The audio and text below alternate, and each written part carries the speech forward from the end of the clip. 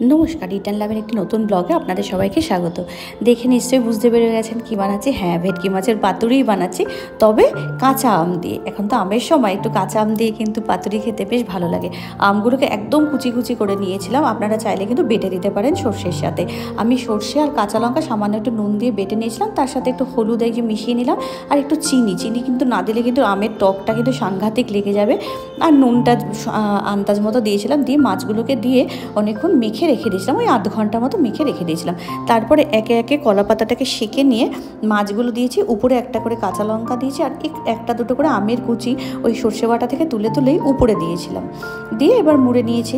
অনেকে কিন্তু এটা স্টিম করেও করে পাতুরি, আমি কিন্তু স্টিম করে করিনি, আমি করেছিলাম ভেজে মানে শ্যালো ফ্রাই করে প্যানের মধ্যে অল্প সর্ষের তেল দিয়ে মাছগুলোকে এপিট করে একটুখানি ভেজে নিয়েছিলাম। আর ভেটকি মাছ তো খুব নরম মাছ হয়, বেশিক্ষণ সময় লাগে না।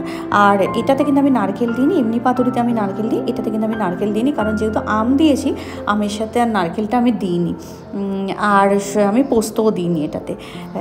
এটা না সর্ষে আর আমের গন্ধটা জাস্ট ফাটাফাটি লাগে, কিন্তু সর্ষের সাথে কাঁচা আমের গন্ধটা উফ দারুণ, একদম রেডি হয়ে গেছে। দারুণ একটা গন্ধ বেরোচ্ছে, এবার খুলে শুধু খাওয়ার পালা।